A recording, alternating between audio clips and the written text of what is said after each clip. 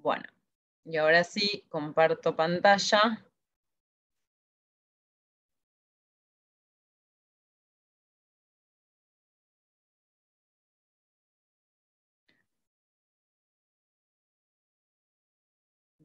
Perdón,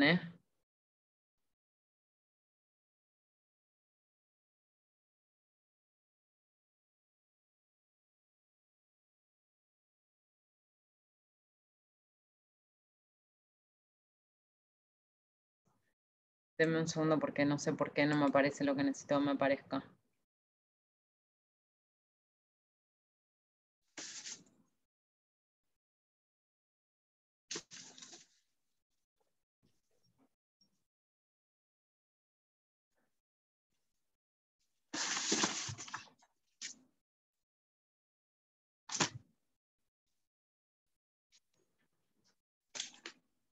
Sacala, ¿no?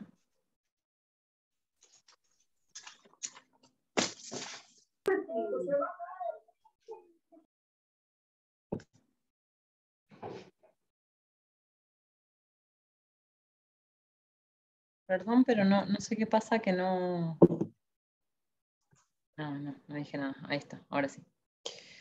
Bien. ¿Ahí ustedes ven mi pantalla? Sí. Perfecto, bueno. Sí.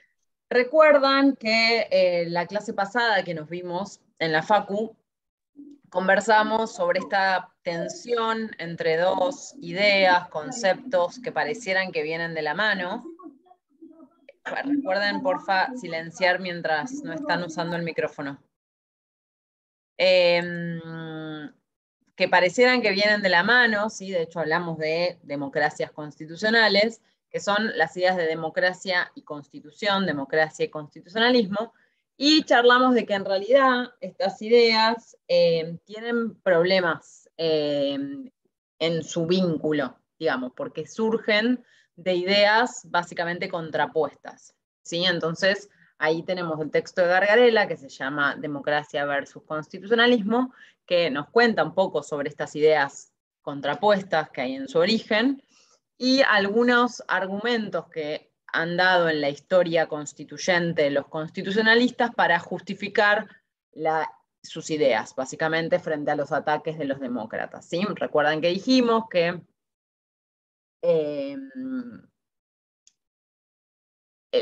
la democracia se basa en esta idea del autogobierno, de poder cambiar las cosas de acuerdo a lo que decide el propio pueblo, y la Constitución tiene una idea de base de poner límites, reglas preestablecidas, una desconfianza en esta idea del autogobierno, porque las mayorías pueden cambiar las cosas y a su voluntad y de acuerdo a sus intereses. Entonces ahí básicamente nacería esta tensión. Y esta tensión, recuerdan lo que hablamos, que está en el origen, digamos, de todos los procesos constituyentes. Denme un segundo.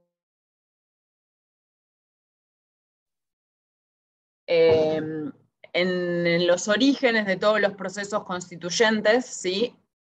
Y en particular, por ejemplo, en un proceso constituyente que tuvo mucha influencia en nuestro propio proceso constituyente, que fue el proceso constituyente norteamericano. ¿Sí? Estos debates estaban constantemente en discusión, ¿sí? Las ideas de los demócratas versus las ideas de los constitucionalistas. Yo siempre recomiendo una serie, ¿sí? Norteamericana, justamente, que muestra parte de estos debates y que es muy interesante y es cortita, que se llama Adams, justamente basada en el personaje de Adams, el segundo presidente de Estados Unidos, pero que antes de su presidencia relata todo el proceso de la revolución y luego el proceso constituyente, y estas discusiones, si ustedes ya la tienen presente en la cabeza, se dan cuenta que está esta discusión de base, entonces se las recomiendo. Es corta, son 6 capítulos nomás. Bien. ¿Hasta acá venimos bien? ¿Sí? Bueno. Y acá empezamos a contar un poco, entonces, dónde surge esta tensión, ¿no? Básicamente, los demócratas vienen a decir que por qué un texto constitucional que se estableció hace casi 2 siglos debe gobernar las reglas de juego actuales. Esto que decíamos la clase pasada, por qué la mano muerta del pasado tiene que gobernarnos hoy, que es básicamente lo que pasa en la mayoría de los países, donde sus procesos constituyentes fueron hace 150, 200 años, y rige todavía esa constitución. ¿Por qué la sociedad actual debe ajustarse a las reglas decididas en el pasado? Los demócratas básicamente defienden que cada generación pueda crear sus propias normas. Esto ténganlo muy en cuenta cuando ahora arranquemos con la unidad 2, porque todo esto que estamos diciendo tiene que ver justamente con lo que vamos a ver en la unidad 2, que es el poder constituyente, o sea, el poder de crear normas constitucionales y el poder de reformar esas normas constitucionales, que es básicamente la unidad 2, reforma constitucional. ¿Qué dice el constitucionalismo? El propósito de una constitución es retirar ciertos temas de la controversia política para colocarlos fuera del alcance de las mayorías. Por ejemplo, retirar del debate los derechos. Así que no puede haber debate sobre ciertos derechos básicos de las personas, que eso no pueda ser decidido ni por la generación actual, ni la que viene, ni ninguna, porque son derechos básicos de todas las personas. Por ejemplo, no sé, el derecho a la libertad de expresión. Bueno, eso no puede ser parte de las discusiones públicas. Sí o sí tenemos que tener, de acuerdo a los constitucionalistas, tenemos que tener derecho a la libertad de expresión. El derecho a la vida, a la libertad, a la propiedad, a la libertad de expresión, a la libertad de cultos, entre otros derechos, no deben someterse, bueno, está en blanco y no se lee, no deben someterse a votación, no deberán depender del resultado de las elecciones. La función básica de una constitución es separar ciertas decisiones del proceso democrático, es decir, atar las manos de la comunidad, ¿sí? Que puedan decidir sobre cualquier cuestión, salvo con ciertas cuestiones que son básicas, son acuerdos, según el constitucionalismo, son acuerdos básicos de una sociedad. El constitucionalismo es esencialmente antidemocrático. Esto suena fuerte, pero es cierto, digamos, el constitucionalismo quiere retirar de la decisión del voto popular determinadas cuestiones para que no se modifiquen. Su respuesta obviamente va a ser que la intención es buena, digamos, que es justamente para que no puedan manipular estos derechos. Pero la respuesta de los demócratas es ¿por qué? Si nosotros queremos modificar ciertos derechos por los cambios que se dan en la sociedad, ¿por qué no podemos hacerlo? ¿Quién dice qué es bueno y qué es malo para una sociedad más que esa misma sociedad? Ustedes cuando necesitan hacer una pregunta o quieren hacer un comentario, se desmutean y me dicen. A la inversa, digamos, en sentido contrario, la democracia es justamente la soberanía popular. La soberanía popular es la máxima autoridad en una sociedad, es la que debe tomar las decisiones, ¿sí? Por eso se basa en esta idea del autogobierno. Cada generación debe decidir sobre su propio texto fundacional, ¿sí? Porque hablan del derecho de los que están vivos y no el derecho de los muertos, que sería esto de la mano muerta del pasado. Por eso las constituciones tienen que ser flexibles. Ahora lo vamos a ver cuando veamos la unidad 2, la diferencia entre constituciones rígidas y constituciones flexibles, ¿sí? Que básicamente tienen que ver con la posibilidad o no de reformarlas. Y por último, esto es como un breve resumen del texto de Gargarella, obviamente, van a ver que en el texto lo que hace Gargarella es, una vez que está planteada la disyuntiva entre las ideas demócratas y entre las ideas constitucionalistas, lo que hace va a brindar distintos argumentos que dan los constitucionalistas para defender el constitucionalismo del ataque de los demócratas. Y entonces, básicamente, yo lo resumí en estas 4 ideas que surgen a través del texto. Por un lado, los constitucionalistas le responden a los demócratas diciendo que el constitucionalismo no es antidemocrático porque las constituciones son justamente el resultado de un acuerdo democrático, ¿sí? La gente se puso de acuerdo y decidió sobre la constitución que los iba a gobernar. ¿Qué opinan de esto?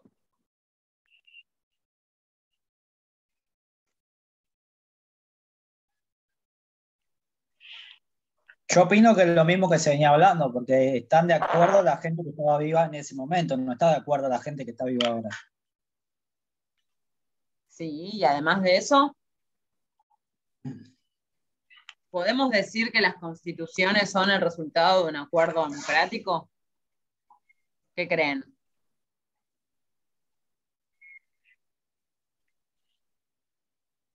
Que sí, profesora. Para mí sí. Las constituciones, en realidad, si miramos los procesos constituyentes, no son el resultado de un proceso democrático per se, porque hubo muchos grupos que estuvieron excluidos de esos procesos, ¿sí? Por ejemplo, digamos, quienes participaron de los procesos constituyentes en general fueron las élites en la mayoría de los países, por no decir todos. Muchos grupos estuvieron completamente excluidos, entre ellos las mujeres, totalmente imposibilitada la posibilidad de que las mujeres participaran de los debates constituyentes. Las personas sin recursos, las personas sin estudio, las personas pobres,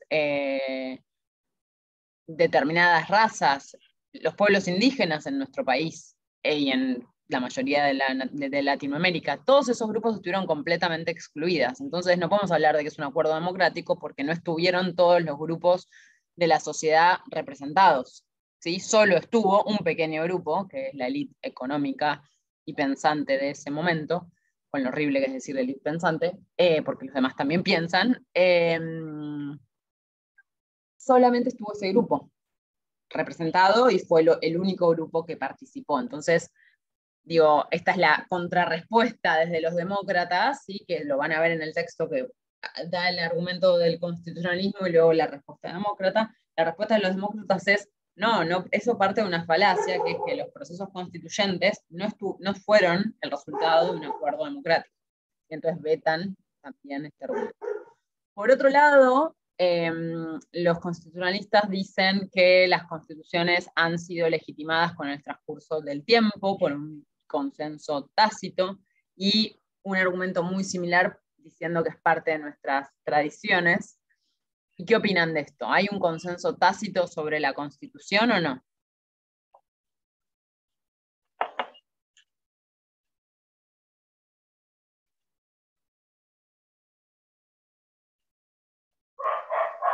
Para mí no, hay más un acostumbramiento, uno nace ya impuesto con eso.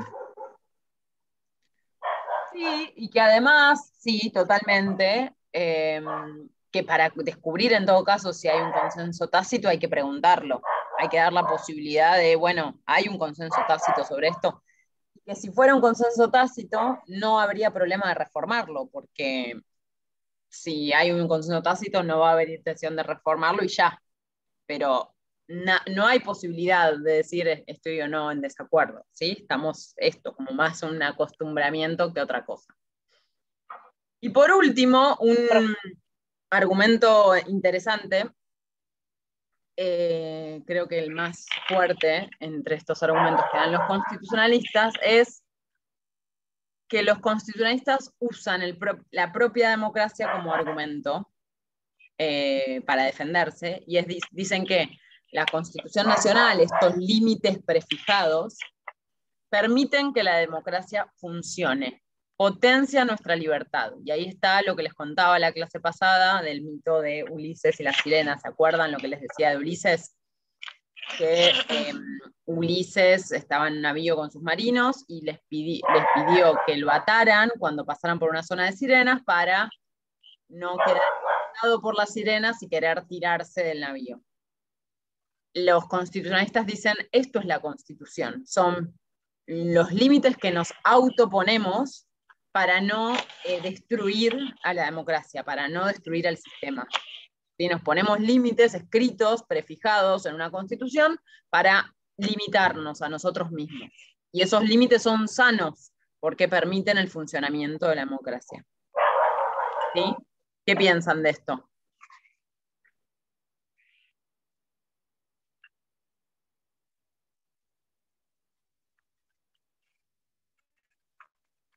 ¿Una reflexión al respecto?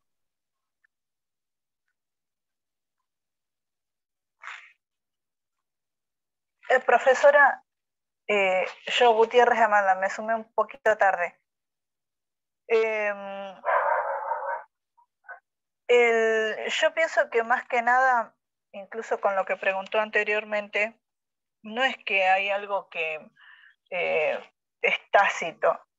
De acá prácticamente desde la dictadura, y esto es lo que creo que en parte Gargarella en lo que hace historia constitucional un poco y nos introduce, ha habido un recorte educativo con respecto a toda la población, porque antes mal o bien toda la población sabía el preámbulo de memoria, por ejemplo. Incluso se sabía la mayoría de los primeros artículos. Ahora no encuentro ni un solo chico de escuela secundaria que me pueda recitar el preámbulo de la Constitución, por ejemplo. Hay una cuestión de que es adrede mucho de lo que de la falta de educación sobre si realmente hay constitucionalismo, si realmente esto es una democracia por el pueblo argentino. No hay una disolución, incluso mismo de cuánto valor tiene nuestra Constitución. Y creo que es cierto, el constitucionalismo propone que sí, a poner ciertos límites, no solo protege en el momento en que se plantea la necesidad de una constitución para la Argentina, sino a los venideros, porque las sociedades cambian, sí. Puede cambiar, ha cambiado la estructura tradicional de familia. Convengamos que es algo muy real. En el 57 nadie se iba a imaginar que iba a haber una familia mixta, por así decirlo. Y eso no iba a invalidar los derechos naturales de los argentinos. Entonces, el constitucionalismo plantea acertadamente que hay límites, pero también acertadamente pienso que de la misma manera plantea que ciertas, a mi apunte, cuestiones como los derechos, la palabra pétrea, no sé si la voy a utilizar mal, hay que protegerlos porque van a ser siempre foco de ataque y foco de la necesidad de volver a reivindicarlos. A eso alude con el que es parte de la tradición. Forma parte de la nacionalidad argentina en nuestra Constitución. El constitucionalismo plantea que no son discutibles porque justamente sabe que en algún momento, si se discutieron y ellos consideraron que debían plantearse antidemocráticamente no discutibles, anticonstitucionalmente como no discutibles, es porque de la misma manera iban a ser protegidos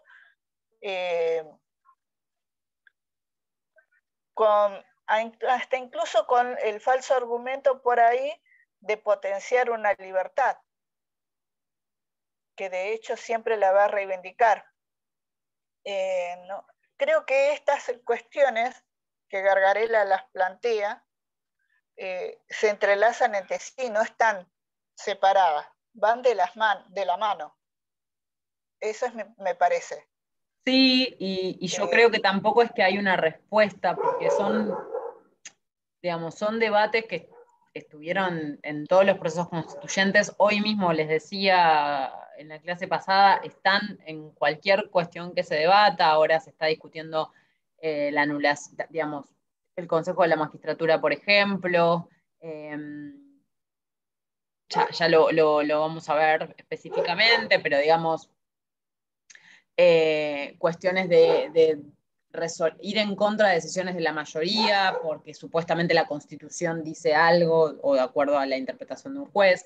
Todo el tiempo están en debate estas cuestiones. Y no es que hay una, bueno, entonces es mejor la Constitución, o es mejor la democracia, o entonces esto se puede resolver así. Creo que en sistemas donde tenemos una Constitución es un debate permanente y un problema permanente, porque además también estamos en una democracia digamos, el pueblo, la soberanía del pueblo tiene derecho a exigir cambios, a avanzar, a modificar cosas. Ahora recordame, Amanda, que en la segunda parte de la clase, cuando veamos la unidad 2, hablemos de esto de lo pétreo, de los contenidos pétreos. Sí, porque me llamó la atención eso también. Perfecto. ¿Alguien más quiere hacer algún comentario?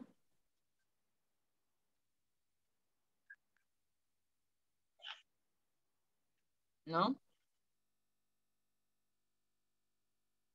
Bueno, pasamos entonces ya a la unidad 2, que van a ver cómo está conectada con esto que acabamos de charlar. Esperen que les quiero compartir.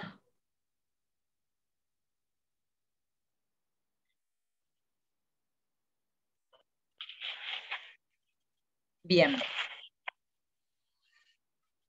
En la unidad 2, vamos a ver ahora la reforma constitucional. ¿Sí? Básicamente, cómo se puede reformar nuestra Constitución, y lo vamos a ver a partir del artículo 30 de nuestra Constitución, que establece específicamente el mecanismo. Pero antes de eso, vamos a hacer charlar un poco sobre algunas cuestiones que están de fondo en esto, que son la teoría del poder constituyente, y van a ver cómo eso tiene que ver con esta tensión que vimos entre constitución y democracia. Básicamente, ¿por qué vamos a ver la teoría del poder constituyente? Es un tema muy introductorio a nuestra materia. La teoría del poder constituyente es una teoría de un francés, Seyet, que le buscó una explicación al por qué las sociedades, por qué el pueblo puede darse sus propias reglas. De dónde, básicamente, es una teoría que busca la explicación de la legitimidad del poder. ¿De dónde surge esa legitimidad para establecer un proceso de organización nacional? ¿Sí? ¿Por qué esta constitución es legítima? ¿De dónde surge? ¿Qué le da legitimidad a ese poder? Y sobre todo pensando, digamos, esta teoría del poder constituyente surge al calor de las grandes revoluciones globales, digamos, de la Revolución Francesa, de la Revolución Norteamericana, de la Revolución Rusa, en donde había un corte abrupto de un régimen y pasaje a otra forma de gobernar, ¿sí? Donde veíamos, por ejemplo, monarquía en Francia, monarquía con los zares en Rusia, y de repente, el corte con la metrópoli en el caso de la Revolución Norteamericana con Inglaterra, en donde había un sistema anterior que tenía determinadas normas, y donde hay un corte abrupto y se reorganiza la sociedad y se crean nuevas normas. ¿De dónde surge la legitimidad de esas nuevas normas? ¿O por qué es legítimo que esas personas que tomaron esas decisiones tengan el poder de decidir cuál va a ser, a partir de ese momento, la legitimidad? ¿Sí? ¿Entienden a qué va esto? Porque un día nuestra Convención Constituyente en 1853 se creyó con el poder y la facultad de decidir. O lo mismo los revolucionarios franceses, los revolucionarios rusos, los revolucionarios norteamericanos, etc. A eso vamos, ¿de dónde proviene la legitimidad de ese poder? ¿Y por qué? Y básicamente esto lo que va a querer explicar después es por qué no se puede volver a romper. ¿Por qué fue legítimo eso y ya no debería volver a ser legítimo? O bajo ciertas circunstancias sería legítimo, pero sobre otras no. Y básicamente esta teoría va a decir que la legitimidad del poder para crear normas constitucionales, ¿sí? Estamos hablando de la Constitución, va a venir justamente de esto que hablábamos recién en esta tensión, de la soberanía popular. La soberanía popular, el pueblo organizado, decide darse nuevas normas. Y por eso el poder y esas normas son legítimas. Por eso explica esta teoría por qué un golpe abrupto del gobierno a través de un gobierno, digamos, de un golpe militar, eso no sería legítimo, eso no entra dentro de esta teoría del poder constituyente, porque no es la expresión de la soberanía popular, ¿sí? Un golpe de facto, un gobierno de facto, un golpe militar o cualquier ruptura constitucional minoritaria, no entra en esta teoría del poder constituyente porque no es la expresión de la soberanía popular. Lo que dice es, todo lo demás, digamos, los procesos constituyentes latinoamericanos, en Francia, en Norteamérica, sí son expresión de un gobierno popular y por eso es legítimo. ¿Sí? Ujú. Y esta teoría del poder constituyente lo que quiere lograr también es limitar a ese poder. Lo que va a decir es, bajo estas circunstancias es legítimo darse sus propias reglas de organización, pero este es el límite. ¿Sí? Si no son estas las circunstancias, si no es la expresión popular, no es legítimo. Y esa teoría del poder constituyente además establece en sus propias constituciones las reglas para reformar una constitución. Bueno, no se puede romper con esta constitución otra vez. Lo único que se puede hacer es reformarla. Y para reformarla hay ciertas reglas, que es lo que vamos a ver en un ratito, que surgen en nuestro caso del artículo 30 de nuestra propia Constitución.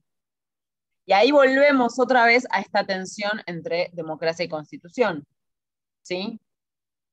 La teoría del poder constituyente, que surgiría de la idea democrática, de la voluntad popular y el autogobierno para darse sus propias reglas organizacionales, le pone un límite.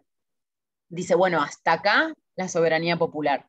A partir de ahora hay una constitución con límites y solo a través de esas normas establecidas en la Constitución se podría volver a dar una expresión de la voluntad popular que sería una reforma.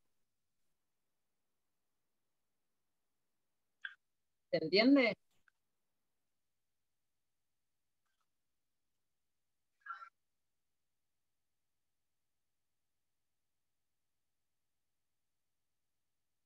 ¿Se entiende hasta acá?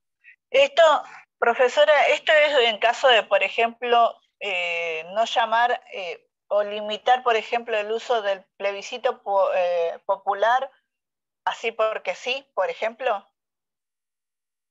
¿Cómo? No entendí la pregunta. Esto de limitar la soberanía popular a la hora de expresar sus necesidades con respecto a reformar la Constitución, doy un ejemplo, limitar la soberanía popular como por ejemplo en el ejercicio de pedir o usar el plebiscito popular. La consulta popular está reconocida en nuestra Constitución y recordá, Amanda, que acá estamos hablando de crear o modificar normas constitucionales. La consulta popular, bueno, podría ser igual que hay una consulta popular para ver si se reforma o no la Constitución, podría darse el caso. Por lo general también son para crear normas no constitucionales, o sea, estar de acuerdo o no estar de acuerdo con una ley. En el caso en que sea para estar de acuerdo, no estar, todos saben lo que es una consulta popular que está hablando Amanda, ¿no? La consulta popular es una herramienta, un instituto que surge, está en nuestra Constitución, para poner a decisión del pueblo determinado asunto público. ¿Sí? Por ejemplo, se piensa hacer una reforma tributaria y se hace una consulta popular, o sea, la gente va a votar como si fuera a votar legisladores y diputados, senadores o lo que sea, va a votar para decir, sí, estoy de acuerdo, no, no estoy de acuerdo. ¿Sí? Ahora justo en Uruguay hubo una consulta popular hace poquito.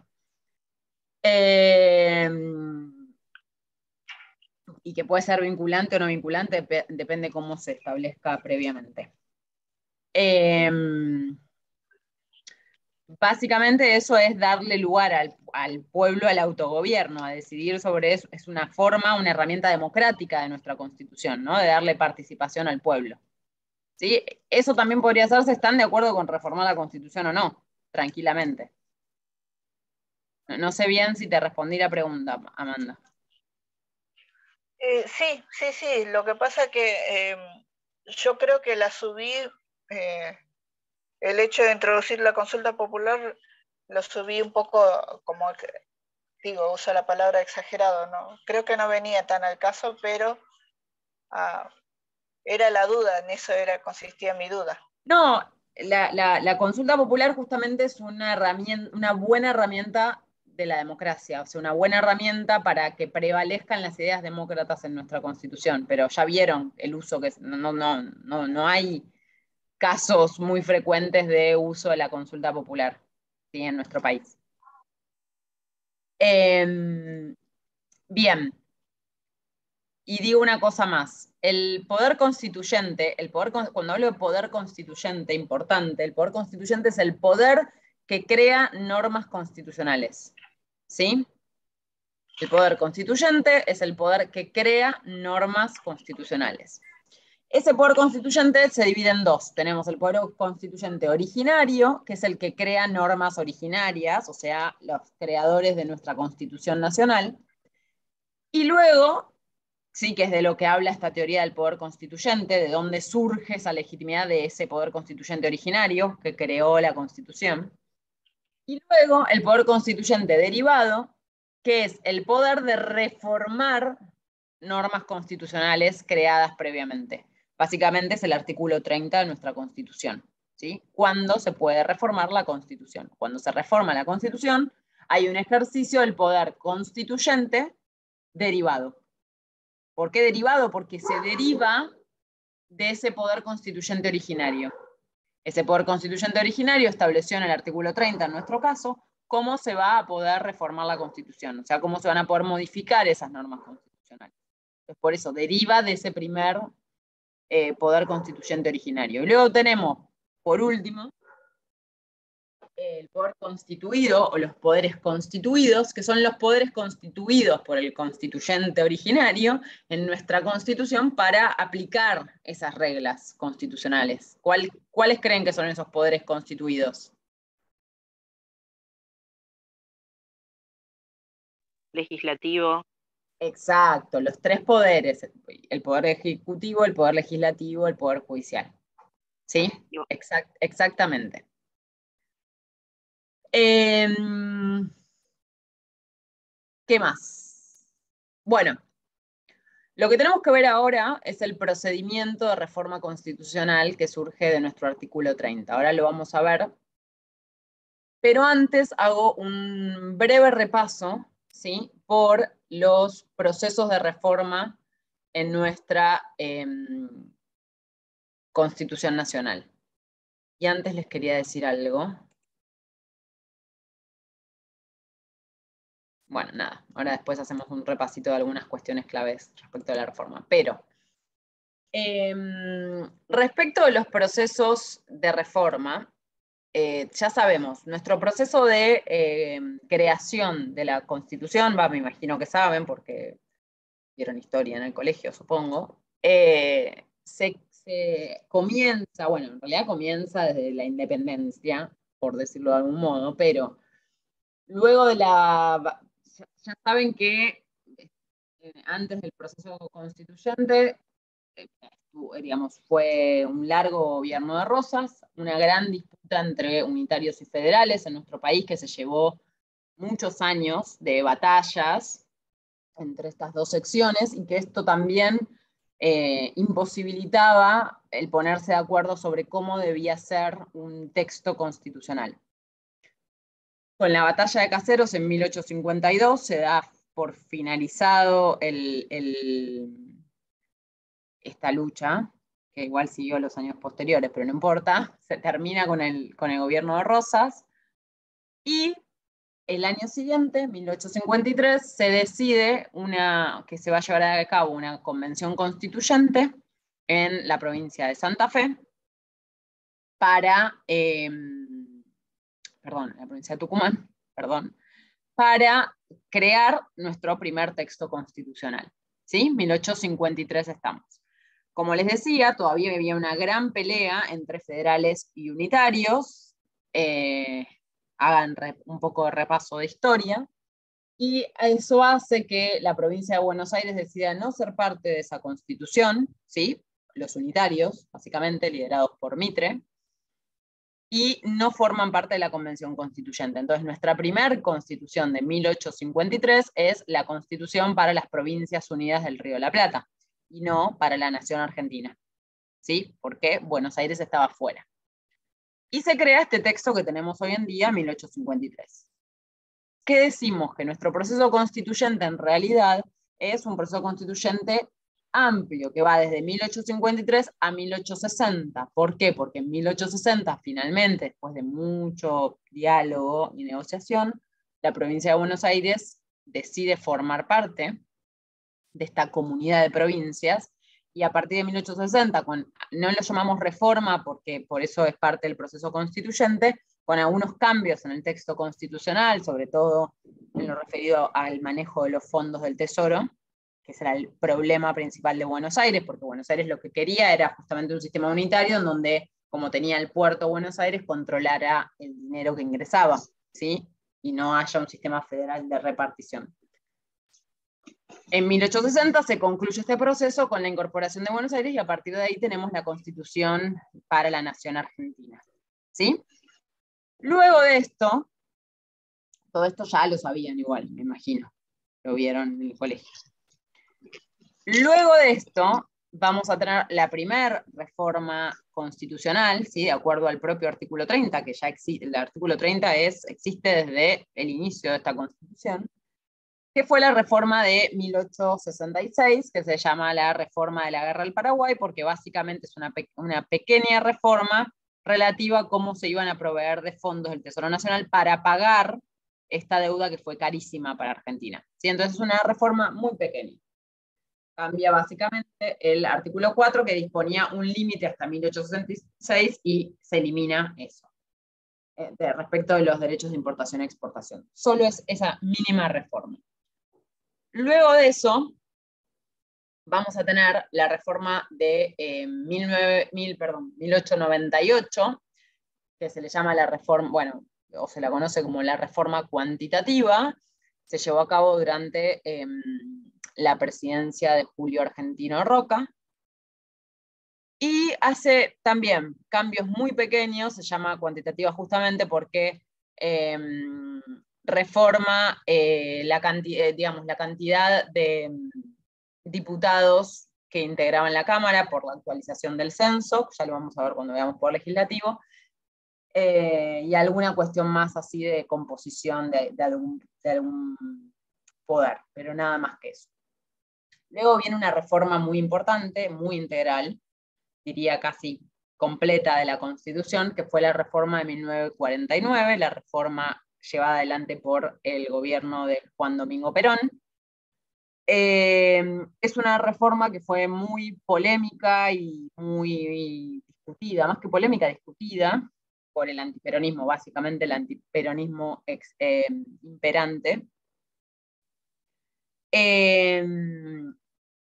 Y básicamente se le hicieron dos objeciones a esta reforma. Ahora quédense con esto y lo vamos a ver ahora cuando expliquemos el procedimiento de reforma.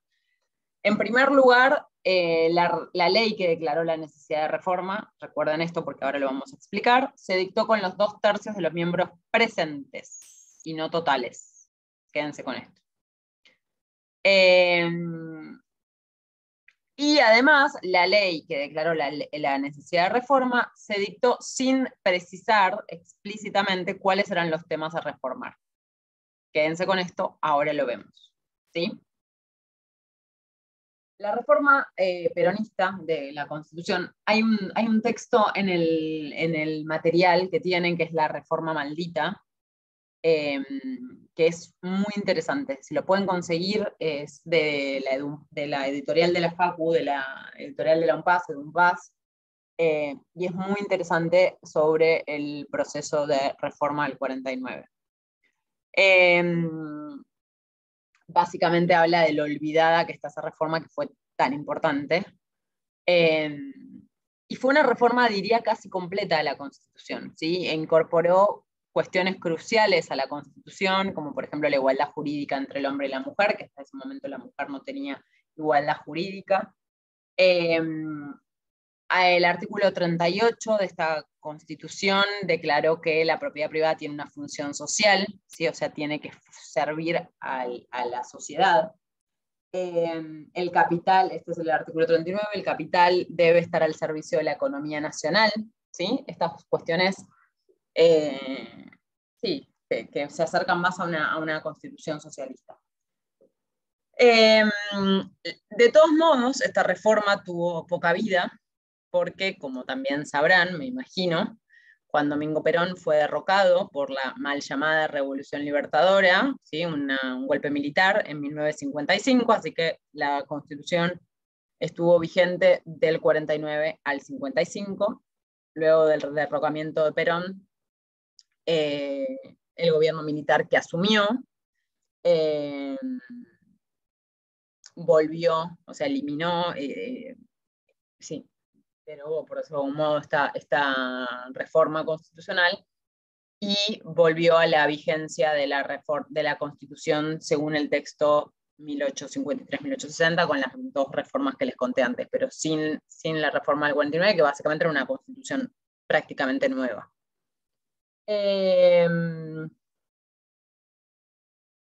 Perdón, no fue en el 55 la derogación, sino en abril del 56. Pero la Revolución Libertadora fue en el 55. Luego de este volver a la Constitución del 53-60, este gobierno de facto realiza una reforma constitucional que en 1957, ¿por qué? ¿Qué pasaba? El peronismo derrocado, aún así derrocado, había una movilización de masas, sobre todo las masas trabajadoras de una organización sindical impresionante, que habían conquistado derechos, ¿sí? Entre ellos todos los derechos que tienen que ver con el trabajo y la seguridad social. Entonces, el gobierno de facto no ve otra solución para calmar al pueblo organizado, o a los trabajadores organizados, mejor dicho, que introducir el artículo 14 bis, ¿sí? Por eso es el bis, porque así no se mueve la numeración, con los derechos al trabajo y a la seguridad social, ¿sí? Luego, no vamos a llamarle, no fue una reforma, pero sí es algo importante de mencionar. Se hace como un paréntesis entre los años 1976, justo ayer, 24 de marzo, 1976 y 1983, última dictadura militar, con el golpe más duro, golpe militar más duro de nuestro siglo XX. Ya habrán escuchado, durante el siglo XX hubo más años bajo gobierno militar que bajo gobierno democrático. 1976-1983, la Constitución no se derogó, pero no estuvo vigente. Las normas que regían eran las normas dictadas por el proceso de reorganización nacional, ¿sí? Por la Junta Militar. La Constitución no se aplicaba, básicamente. No es que se derogó, pero estaba suspendida su aplicación. Y luego, vuelta a la democracia en 1983, desde 1983, con el gobierno sobre todo de Raúl Alfonsín, estuvo latente la idea de reformar la Constitución Nacional, ¿sí? Justamente como respuesta a ese proceso tan oscuro de nuestra historia que había sido la última dictadura cívico-militar, para pensar instituciones dentro de nuestra Constitución Nacional que fortalecieran nuestro sistema democrático y evitaran una nueva dictadura, un nuevo golpe militar. Y el miedo a un nuevo golpe, con todo lo que había pasado y todo lo que se estaba descubriendo en esos años, trajo esta idea de Raúl Alfonsín de hacer una reforma. Además, digamos, de su fuerte antiperonismo, digámoslo, radical, su fuerte antiperonismo, creía que, más allá de la clarísima responsabilidad del gobierno de facto, también había una cuestión en nuestro proceso de organización de el valor de estas líderes carismáticos, estas figuras tan fuertes como fue Perón, entonces que había que generar un sistema constitucional que moderara el presidencialismo, ¿sí? Para que no hubiera figuras presidenciales tan fuertes, porque eso es lo que luego hacía o generaba tanto rechazo y promovía golpes.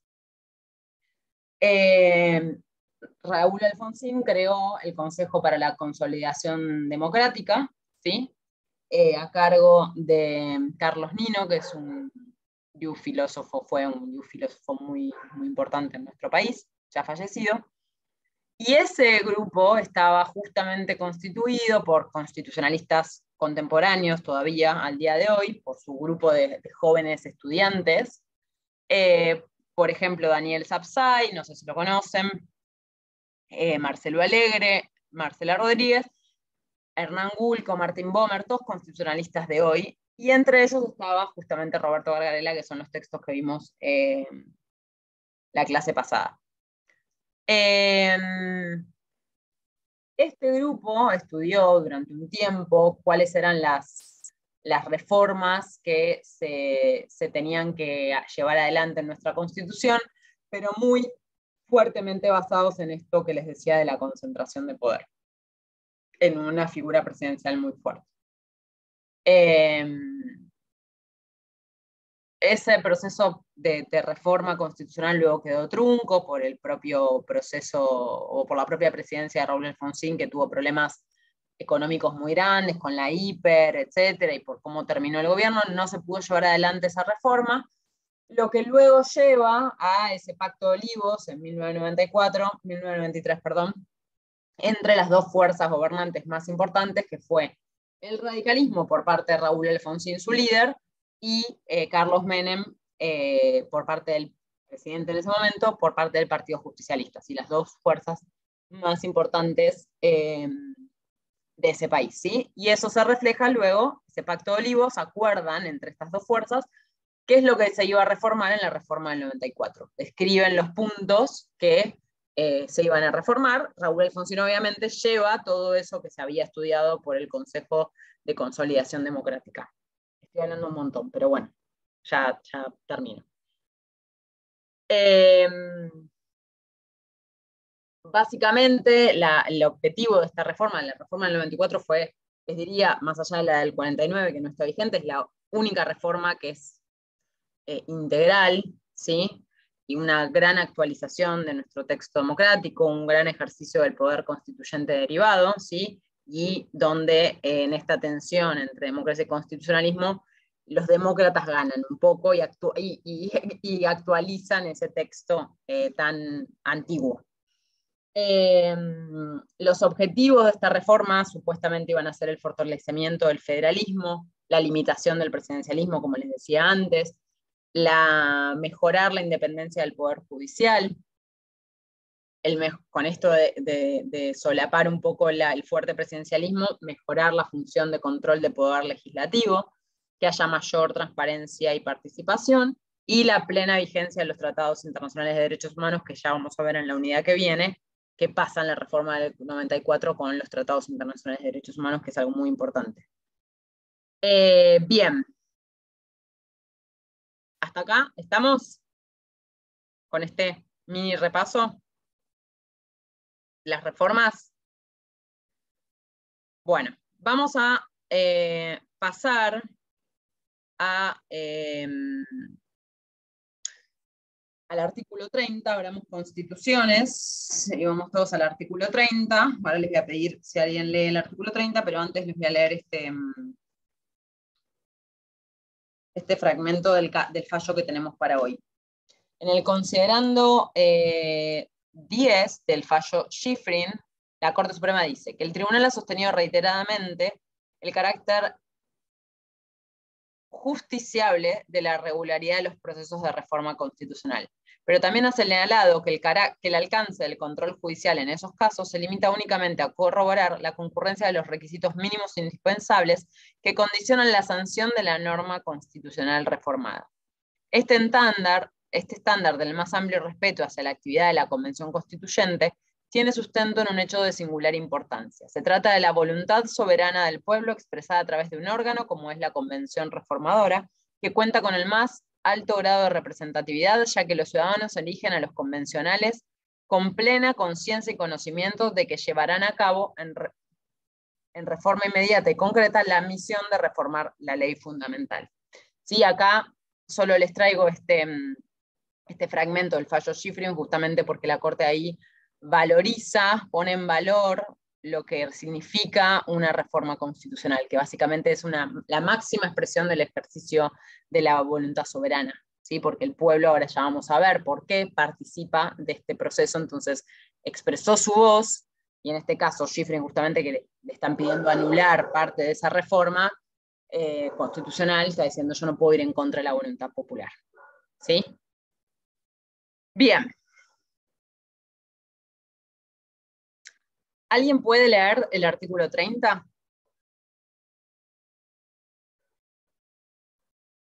En voz alta, ¿no?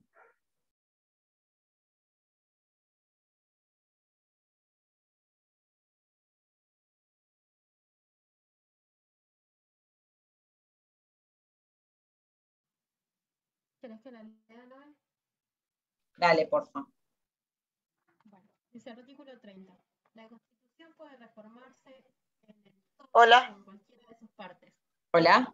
¿Qué pasó? No escuchaba bien. Bueno. Sole, ¿volvés a arrancar? Buenísimo. Artículo 30. La Constitución puede reformarse en el todo o en cualquiera de sus partes. La necesidad de reforma debe ser declarada por el Congreso con el voto de 2/3 partes, al menos, de sus miembros, pero no se efectuará sino por una convención convocada al efecto. Perfecto. Ok, terminamos. Sí, excelente. Bien, entonces vamos por partes a analizar cuál es el procedimiento que establece nuestra Constitución Nacional para ser reformada. ¿Sí? Básicamente, el artículo 30 establece un procedimiento en 2 etapas. ¿Sí? Por un lado, nos va a decir el artículo 30 que el Congreso va a declarar la necesidad de reforma constitucional. Entonces, esto es lo que les decía respecto de la reforma del 49. Va a haber un acto del Congreso de la Nación que va a decir que es necesario llevar adelante un proceso de reforma constitucional. Acá, 2 cosas. El artículo dice 2/3 partes de los miembros, pero no aclara si es 2/3 partes de los miembros presentes o de los miembros totales. Y esto cambia completamente la ecuación. ¿Sí? ¿Entienden por qué?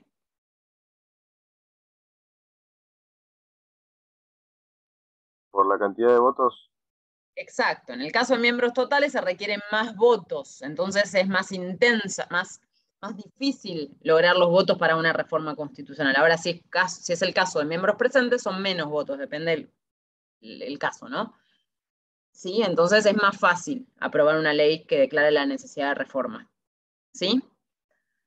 Y el artículo tampoco aclara si es por ley. Ahí tienen en el material un texto súper interesante, súper claro respecto al proceso de necesidad de reforma, que hace estas distinciones de si es si tiene que ser por ley, si tiene que ser por una declaración, ¿sí?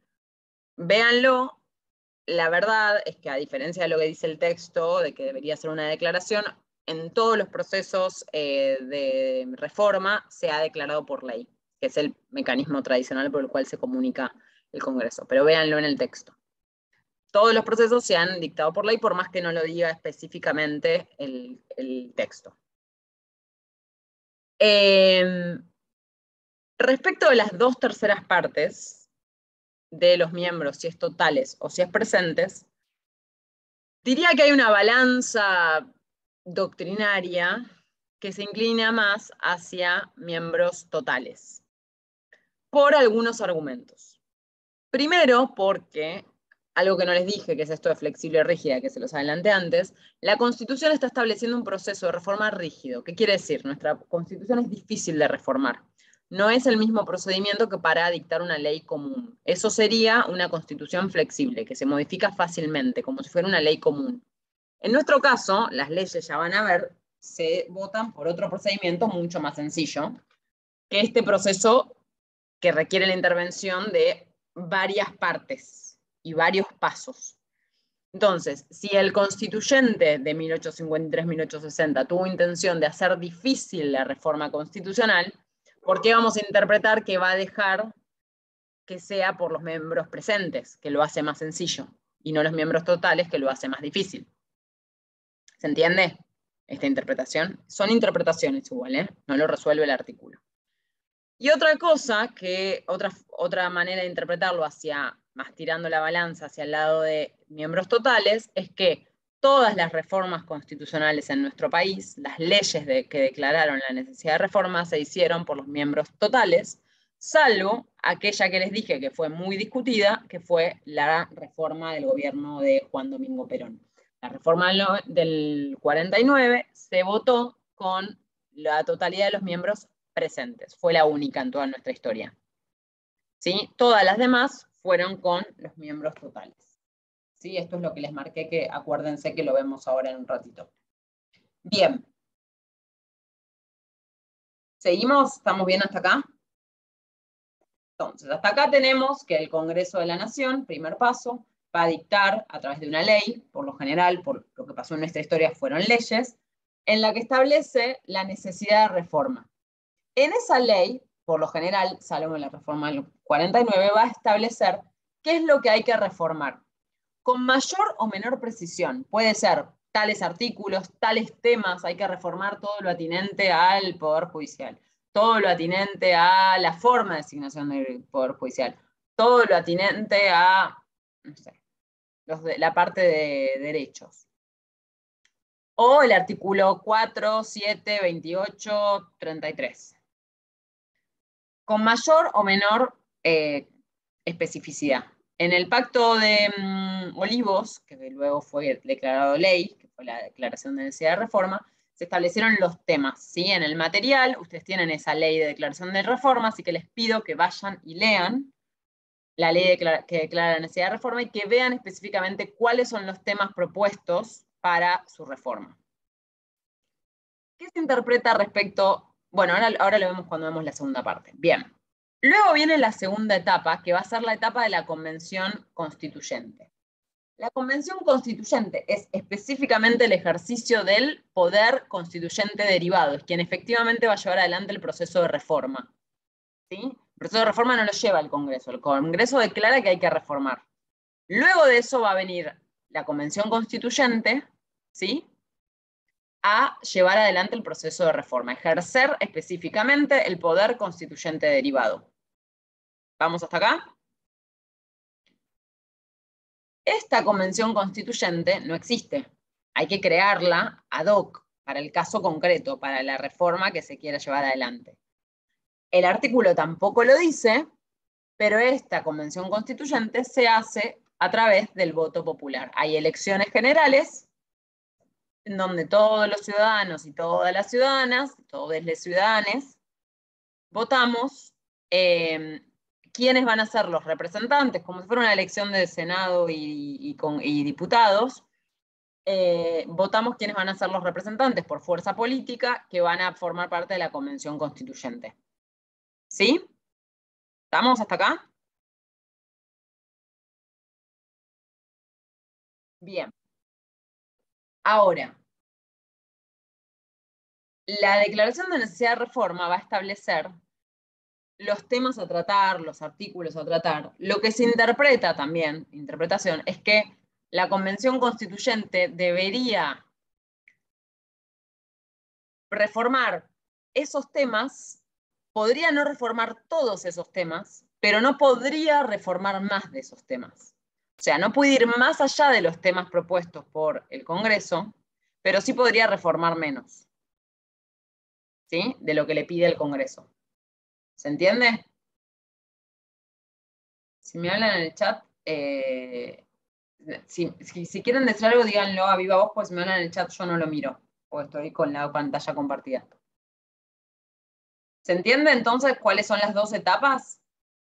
Ven que es un sistema complejo, es difícil modificar la Constitución, ¿sí? No es que es una ley en el Congreso, tengan una ley en el Congreso, llamar a elecciones, que elijamos a los representantes y luego de todo eso va a haber una discusión de 2, 3, 6 meses en donde la Convención Constituyente va a decidir qué se reforma y qué no, y cómo. ¿Sí? ¿Estamos? Sí, profe, se entendió. Perfecto. Acá está en Schifrin los límites a la Convención Constituyente, ¿sí? ¿Cuáles son los límites? Está bien, la Convención Constituyente es quien lleva adelante la reforma constitucional, pero ¿tiene límites? ¿Cuáles son esos límites? Considerando 12 del fallo, dice que por otra parte el estándar utilizado en el precedente FIGHT, presente, ahora cuando veamos con Sole Schifrin hablamos de FIGHT, presenta consecuencias que de generalizarse demuestran claramente su improcedencia. En primer lugar, si se llevara al extremo, permitiría que el Congreso de la Nación dictara una ley de necesidad de reforma constitucional, estableciendo el contenido de modo preciso y la Convención solo tendría la facultad de aceptarlo o no. Este modo de interpretar las interrelaciones entre las atribuciones preconstituyentes y las reformadoras, al amparo de prestar deferencia con respecto a las declaraciones del Congreso de la Nación, desplazaría las competencias privativas de la Convención, invirtiendo la relación entre poder constituido y poder constituyente reformador. ¿Alguien entendió esto?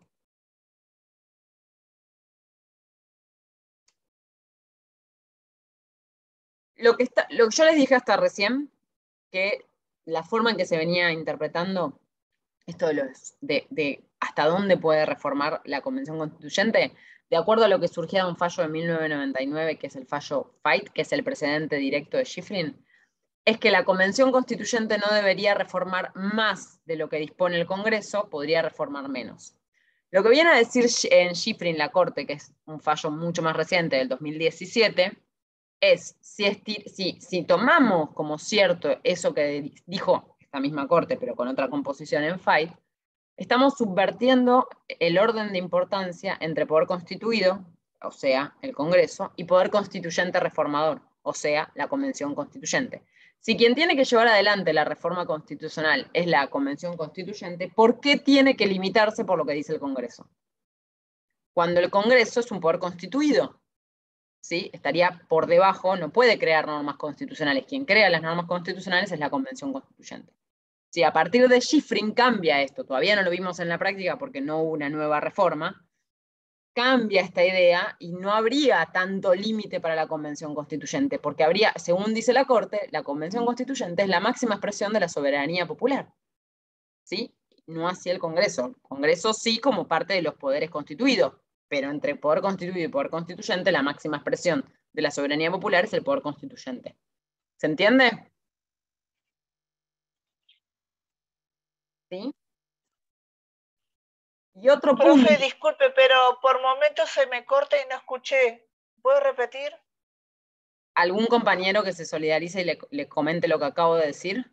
A ver si me están escuchando. Cuando exponga el fallo, igual como hablo de los dos, para que se entienda mejor, va a quedar como un poquito más claro. Listo. Entonces ahora Amanda te lo va a contar Sole. Gracias. Bueno, y lo último que tenemos que conversar hoy sobre esto, antes de ver Schifrin, es la capacidad del Poder Judicial de hacer control judicial de la reforma constitucional. Esto es, otra vez, un poder constituido, como lo es el Poder Judicial, va a estar controlando la legalidad, la constitucionalidad o no de una reforma constitucional. ¿Se entiende? Otra vez tenemos este problema, un poder por debajo, que es el poder constituido, o sea, el poder judicial, va a controlar lo que hace el poder constituyente. ¿Sí? En Fight, la Corte, ahora lo va a decir Sole, anuló la reforma, una parte, o sea, un artículo de lo reformado por la Convención Constituyente, haciendo un control total de la reforma constitucional. Por eso viene la Corte en Schifrin a anular esa decisión, ¿sí? Casi 20 años antes, porque va a decir esto que ahora les leo en el considerando 16, que como consecuencia de todo lo expresado, no es procedente en esta materia explicar un criterio de interpretación restrictivo, sino amplio y extensivo respecto de las facultades de la Convención Constituyente. Que la Constitución Nacional dispone, artículo 30, y acá reproduce el artículo 30, de conformidad con ello, el Honorable Consejo de la Nación declara la necesidad de reforma constitucional y esta declaración es normativa, es decir, contiene un mandato obligatorio. Este procedimiento puede ser motivo de impugnación judicial. Es jurisprudencia consolidada de esta Corte el carácter justiciable de la regularidad de los procesos de reforma constitucional, tanto a nivel nacional como provincial. Ello así cuando se demostrase la falta de concurrencia de los requisitos mínimos e indispensables que condicionan la sanción de la norma constitucional reformada. Y acá quédense con esto, los requisitos mínimos e indispensables. Básicamente lo que dice la Corte es lo que tiene que controlar el Poder Judicial respecto de la constitucionalidad o no de la reforma es si cumplen con el procedimiento del artículo 30. Esos serían los requisitos mínimos indispensables. ¿Cumple con el procedimiento del artículo 30? Sí, es constitucional. ¿No lo cumple? No es constitucional. Ahora, respecto de el contenido de esa reforma, la Corte ni el Poder Judicial tienen nada que decir. Porque eso es el ejercicio del poder constituyente. Lo único que tiene que ver la Corte es si cumplieron con el procedimiento de la Constitución, que es el artículo 30. ¿Se entiende? En Fight ya se había hecho esta distinción entre lo procedimental y el contenido. Sin embargo, la Corte, diciendo que hacía control procedimental, dice que el contenido, o sea, lo reformado por el Convencional Constituyente del 94 iba en contra del artículo 30. Hace como una extensión del criterio. Entonces, por eso en Schifrin la Corte lo anula. Ahora lo cuenta Sole en mayor detalle. ¿Sí? Pero lo que quiero que entiendan de esto que estoy diciendo es el problema, o sea, que un poder constituido esté controlando lo que dice el poder constituyente derivado. ¿Eso se entendió?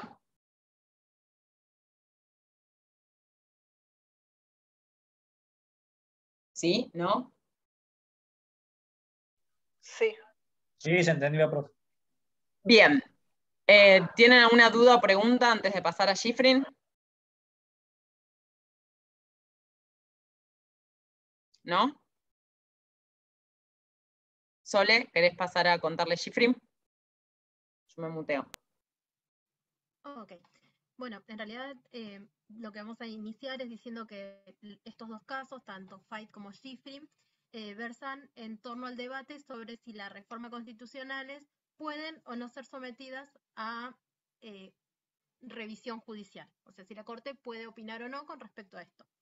Históricamente, la Corte mantuvo siempre el mismo criterio de que las revisiones podían ser solo cuestiones formales, es decir, procedimentales, de las reformas constitucionales, y cuando llega el año 1994, que se genera esta reforma constitucional, el señor Fight ya tenía 75 años, este es un antecedente a Schifrin, muy hábilmente, según mi forma de ver las cosas, espera esos 5 años porque en el medio dice que la reforma, el artículo 99, inciso 4, párrafo 3, y la reforma en general, esta, iba a aplicarse después de los 5 años. O sea, en 1994 se reforma la Constitución, pasan 5 años y empieza a aplicarse ese artículo. Entonces, este señor Fight espera esos 5 años y le pregunta, primero pasa por otras instancias, pero su pregunta es si eso es, o sea, si es correcto que lo remuevan de su cargo a los 75 años, teniendo en cuenta que se ponía como, o vulneraba su derecho a no remoción mientras dure su buena conducta. Así que, nada, bueno, pasa por, en el artículo 110, no sé si lo dije, pero tengo machete y lo tengo así en grandes. Entonces, nada, la Corte dice que está vulnerando su derecho a seguir en su cargo, porque él no había incurrido en ninguna anormalidad como para que lo mueva. Extiende digamos, su criterio, porque hasta entonces decía que la Corte no podía intervenir en la reforma en sí, solamente en la parte procedimental. En este caso, en FAIT amplía groseramente su criterio y declara nulo el artículo como inconstitucional. Desde ese momento, desde el caso FAIT hasta 2017, que llega Schifrin, la Corte mantiene el criterio con respecto a todas sus sentencias. Todos los jueces que consultaron si eran necesarios ser removidos o no, a todos se les dijo, se mantuvo el criterio de FAIT, digamos. En el 2017 llega el caso de Schifrin. Este señor también presenta una acción declarativa de certeza con el mismo objeto, que la Corte le aclare si él puede ser removido de su cargo o no. Entonces, ahí es cuando la Corte vuelve a retrotraerse a su criterio inicial de que solamente puede inmiscuirse en los asuntos procedimentales y no en la reforma en sí. Que este artículo 99, inciso 4, párrafo 3, está en plena vigencia, primero porque lo dice la Constitución, porque no fue retirado de la Constitución, segundo porque es lo que dictó el poder constituyente, que es el poder máximo, digamos, entre los poderes. Y, a ver, tengo otro. Bueno, rechaza la petición de Schifrin por entender que la garantía de inamovilidad de los jueces sí estaba receptada en el núcleo de coincidencias básicas para ser modificada en la reforma constitucional, que el Poder Judicial no puede pasar por encima de una convención constituyente que es soberana, y que la Corte, bueno, vuelve a tener competencia solamente para entender sobre cuestiones formales de las reformas. Digamos que esos son los 4 puntos más importantes del caso Schifrin. Es el cambio de criterios, de volver al criterio inicial, de no poder reformar, no poder modificar lo que haya reformado el constituyente. Y si alguien quiere mis apuntes, después se los paso, pues lo tengo todo machetito. Excelente, Sole, gracias. ¿Alguien tiene alguna pregunta? Recuerden que esta clase queda grabada con esta explicación y que además en el canal de YouTube hay una clase específica sobre análisis de fallos, como una clase para contarles cómo ver fallos, que está hecho en base al fallo Schifrin, por si además quieren repasar eso. No sé si lo vieron en el video ya, porque está en el material. No. Bueno. Profesora, una consulta. Sí. Porque me queda la duda. Schifrin y FAIT son jueces que no quieren ser removidos de un cargo que fueron removidos mediante la reforma de la Constitución. No, son no son reformas removidos. No son removidos. El artículo 99, inciso 4, dice que fue incorporado con la reforma del 94, dice que a partir de que un juez que está ejerciendo sus funciones cumple la edad de 75 años, tiene que haber un nuevo acuerdo del Senado para renovar su designación. Y esa renovación va a ser cada 5 años. ¿Sí? Por la edad. No es que se los remueve. Tiene que haber un nuevo acuerdo para ver si está todavía en condiciones, por la edad, de ejercer sus funciones. Gracias. Bien. Déjenme ver una cosa que quiero revisar. ¿Qué tenemos para la clase que viene? Bueno, esperen, dejo de grabar porque si no esto se hace eterno.